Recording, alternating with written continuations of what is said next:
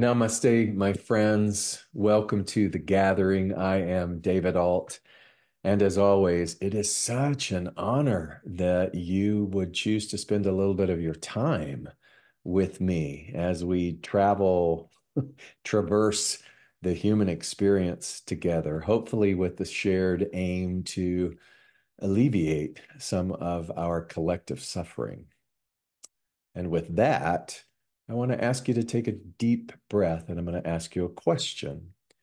And one of the ways in which this works, I feel most optimally, is that you hear me when I say, after I ask the question, don't censor, just go with that immediate thing that rises. You ready?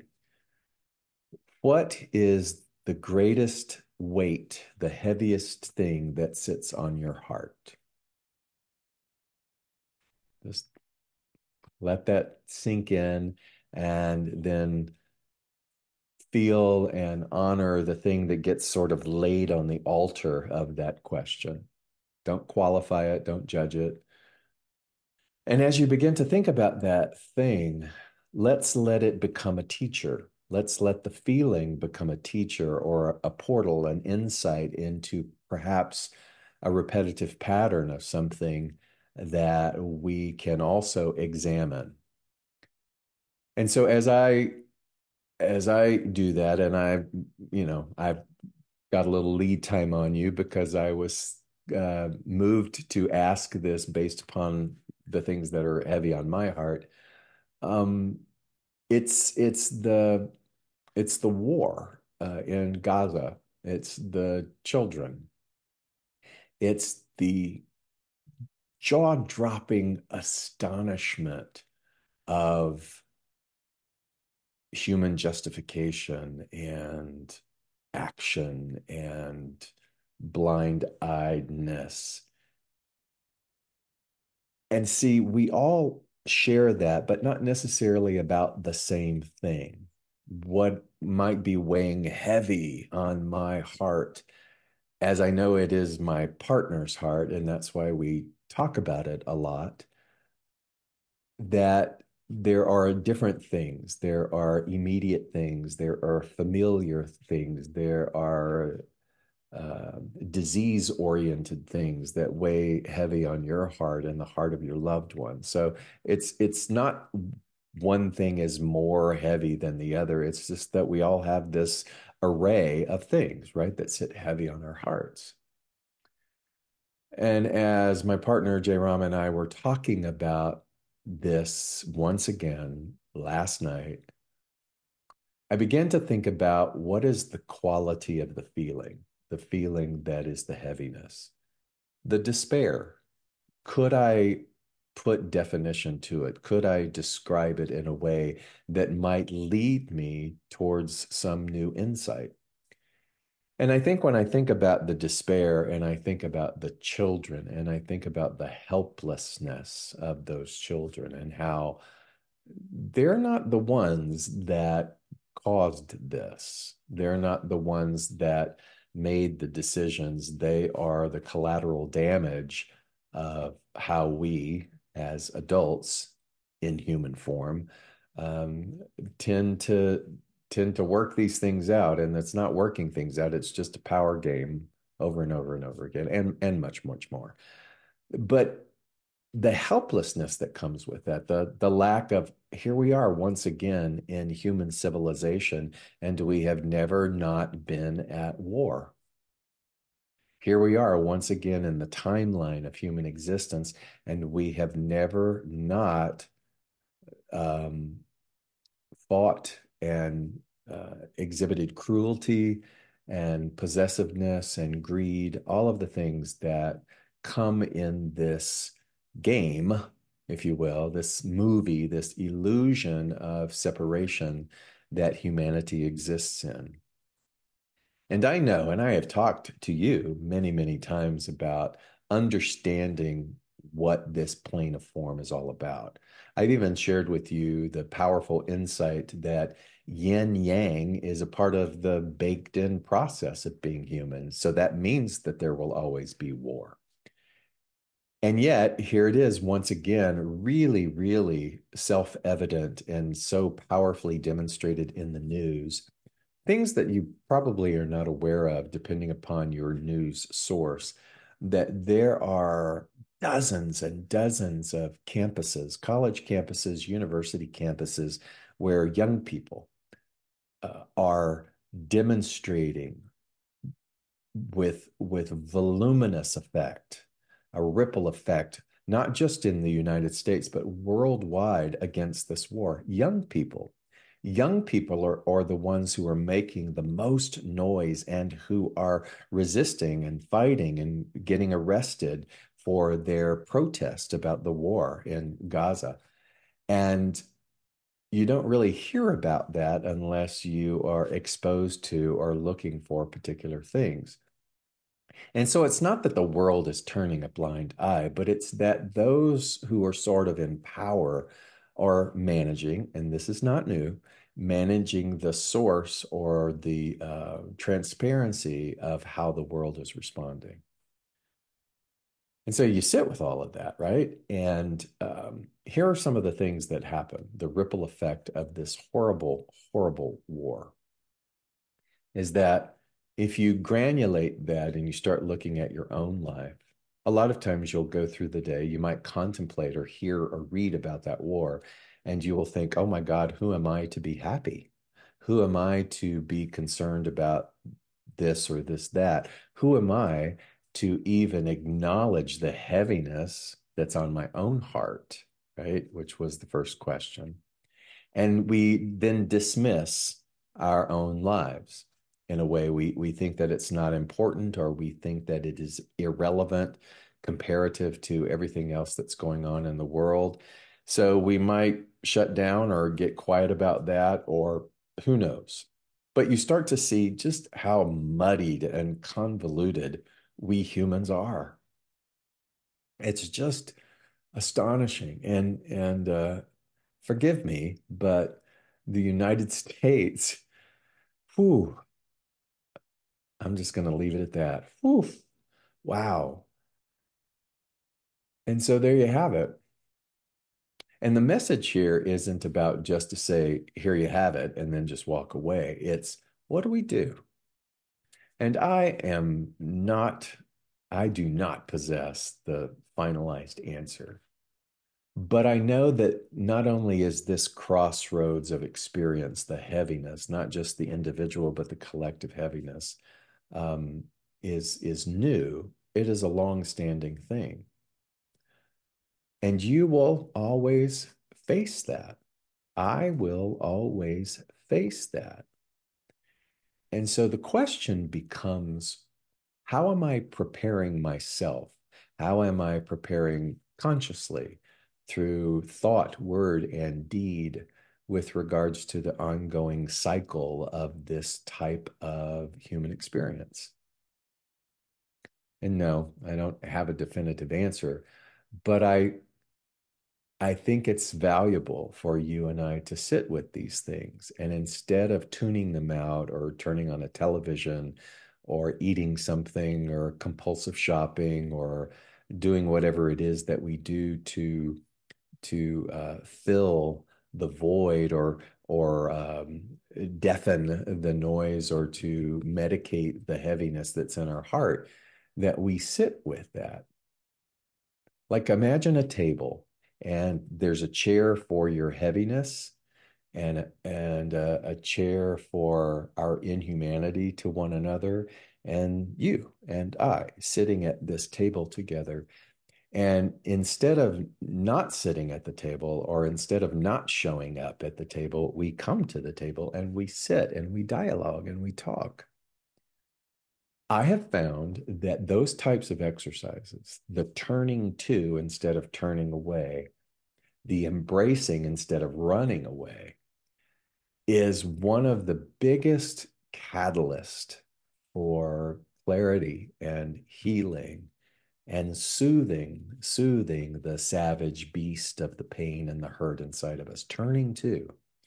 It's a little bit of a brave act, if you will, when the world around us is grooming us to become unconscious to it, to turn to it, to show up anyway, even when we don't have a solution in hand, right? And so that to me is the beginning step of looking at the thing that's in your heart. Because let's talk about it. Have you sat down at the table with it and dialogued with it? So, for example, I'm going to sit down at the table and I'm going to dialogue with the feelings of the atrocities and the horror of the children in Gaza. I'm going to reconcile in my mind that it isn't just Gaza. It is every developing country. It is every country that has an oppressive government, even the United States. I'm going to come to the reality that this is not just segmented somewhere across the world, but it exists everywhere. I'm going to sit with the hopelessness of that, with the inability to solve it. I'm going to sit with that. And I'm going to breathe into that. And I'm going to begin to even imagine perhaps those children, that those recipients of such inequality. I'm going to sit with that and I'm going to feel with them. And I might throw in a little bit of Buddhist Tonglen prayer where I am seeing them and I'm bringing that situation and I'm bringing that pain into um, what I like to describe as just like this illuminated portal, this altar that's in your heart. And I'm gonna sit with them and I'm gonna lay their burden and I'm going to lay their suffering and their injustices on this altar. And I'm just gonna stay with them. I'm gonna remain with them. I'm knowing that I can't fix it, but I'm gonna stay with them. And I'm going to trust that that Tonglen practice and the visualization of coming and sitting at the table produces something. It produces something. And when I say produces something, I want you to go back to your thing in the beginning question. What is the thing that weighs the heaviest on your heart? Come to a table and sit with it and listen and bring it in. May all beings be free of suffering. Bring it in and sit there and allow also the feeling of resolve that you do know a little bit about, that you do have a history with, that you do have an association with the relief that comes from that, to sit with that and to see it filtering in, to see them like sponges absorbing that and feeling some relief. And you might think, David, what does that have to do?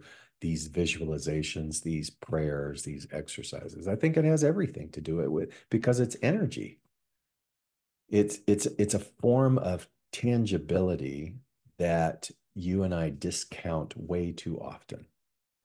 It is the tangible focus and the direction and the collaboration of directing the power within the thought, the energy to that which is in the ethers, which is in the intangible. And we are, even if it appears that we're saying, oh, it's just in my imagination, it still has a tangibility to it. And then by doing that, suddenly it's like little seedlings popping up out of the ground. These things, these plants, these ideas, these invitations to participate above ground, participate with action begin to show up and populate. And we can begin to see then if this is mine to do, what is mine to do, and where will I do it? How will I show up? How will I contribute? What can I do? Yes, you're right. We cannot show up for everything in the world. We can't. And those with the biggest hearts in the world continue to walk around with some measured heaviness in there because there is that part that wants to do that and it will never be done. And will you come and sit at the table anyway? We could call it the table of solution. We could call it the table of healing. We could call it the ultimate altar. And we can just know that by continuing to do that, that is on the other side of the spectrum of despair. See, the despair comes when we just numb out and we think that we are impotent. We think that we have no resource. We think that no one is going to listen to us and it's not going to matter anyway. And I want you to know that it matters. What you dwell upon in mind matters. And as you and I begin to understand the power of that, we can begin to notice the thoughts that tell us it's no use. And instead of latching on to them, we can just let them drift by because, my friend, they're not going to go away. They will show up. Every time an updated news thing happens, every time humanity, once again, in its mass ignorance, operates from greed instead of love, there will be tragedy. And that tragedy will happen 24/7. And you happen to live in a time where you get it immediately. You hear about it immediately. And so what are you going to do? It's not like we live on a farm in a rural country and it's the 1800s. It's not even 1950 or 1960. We hear about it instantly. And so I believe that it is valuable because what seems to be occurring is that the despair and the complacency and even the judgment. This is an even bigger one because if you're not doing it right according to this subset of activism and this activism rule book, then cursed is on you. And it's almost like there's no winning. There's just no winning. So again, we just sink deeper, deeper, deeper into a stagnation. So here you go. Not everyone's going to agree with you. Not everyone is going to think that you are doing it enough. Not everyone is going to be on the bandwagon and even want to celebrate your victories when it's perfectly important and valuable to announce and celebrate your victories. There will be people who will say, "How dare you?" You and I must become clear about what the motivation is, about what the aim is, about what the vision is, and about our role in using our lives for good. And to be honest in those roles, to not try to pretend to be something that we're not. I don't know how this came up in conversation last night when we were just, oh, my beloved was just so upset by a bill that was just passed and the way in which funding was being directed and just the shower of just, oh my God. And it's like, here we are once again. Let's sit with it. Let's sit with it. Let's talk about it. Let's not just leave it at that level of despair. Let's allow ourselves to free fall into a solution and into a guidance that has yet to be shown us. And again, I remind you, we can't do it all, but we can do something. Do you remember Janice Stanfield, the great singer-songwriter? She wrote a song that says, um, I cannot do all the good that the world needs, but the world needs all the good that I can do. Perfect. Great. Thank you, Jana. But the world needs all the good that I can do. So let me remind you that by coming to the table, both mentally, both willingly, and through action, there's a lot of good that you can do. There is a lot of good that you can do. Let's break it down. First of all, you can be kind.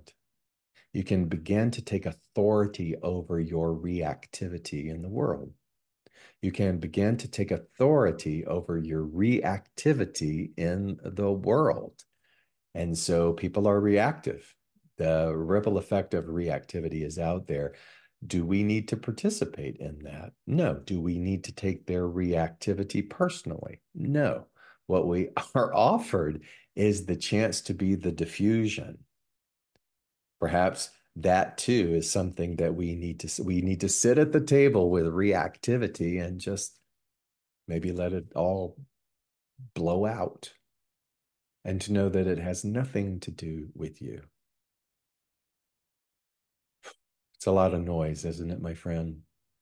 It's a lot of just deep, deep work. It is work that knows no finish line. It is work that does require you to use your wisdom and to know when to kind of go and to restore and then to come back out again and to not have to qualify or justify or answer to anyone as to your methodology of doing that. You know, I think of the master teacher Jesus walking into the desert and there are narratives where I remember discussing how the disciples were like, "What? What are you doing? These people are in need." Blah, blah, blah, blah. And it's like, gotta recharge. Gotta recharge. I know you have to recharge. Just be aware to not use recharge as a condemnation tool for other people or to use it as something to blame other people but that you have to do this. Just go do it. You don't have to announce it. Just recharge, do what you need to do, but allow it to be a pit stop, a regenerative pit stop where you get what it is that you need and then you come back up to the surface. I used to call it, as a kid, I used to hide in trees all the time. I used to read books in trees all of the time. And up in the tree was my restorative practice as a little boy. And I didn't even know what a restorative practice was, but I needed it. I sought it out as a sort of safe harbor, as a safety to get away from certain things down below. And there was a temptation to stay up in the tree.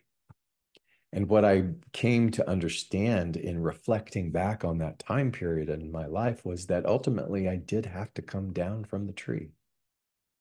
Ultimately, I did have to take whatever refuge I experienced, and I had to come down, and I still had to experience and walk in the human world. And that's why I love the idea, even in sacred text, that talks about any holy man, any sage teacher going up to the mountaintop. That is an example of going up and traveling into a higher realm of consciousness. But it isn't that you then stay and live on the mountaintop. You have to come down the mountain. I got to come down from the tree. And I get to, in doing that, implement the restorative thing that has happened to me. Maybe that's what I bring to the table. Maybe that's what I bring to the reactivity. Maybe that's what I bring to the horror and the genocide that continues to perpetuate itself, not just in Gaza, but even right here in our own backyard. And so what can you do? What can you do? You start with where you are. You start with where you are. There was a quote by the just wonderful Buddhist nun Pema Chödrön from it's called The Places That Scare You, a guide to fearlessness in difficult times. And she said, when we encounter pain in our life, we breathe into our heart. We breathe into our heart with the recognition that others also feel this. Do you see that? Let me read that again. When we encounter pain in our life, we breathe into our heart with the recognition. That to me is the key piece. With the understanding, the recognition, the knowing that others also feel this.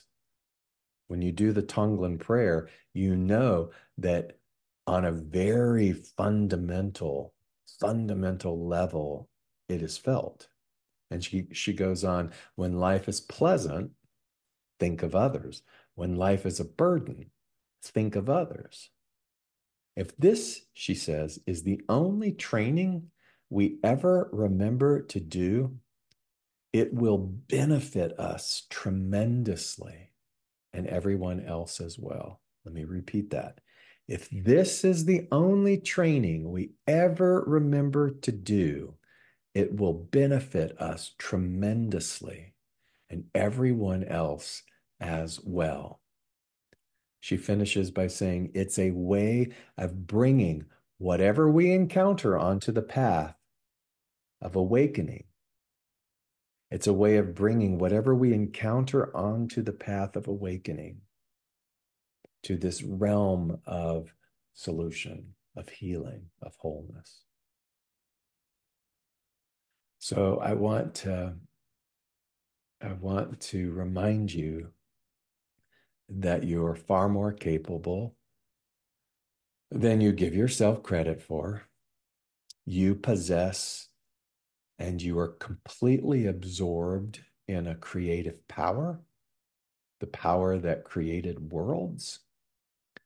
You are completely absorbed in something that we describe as the one that is indescribable.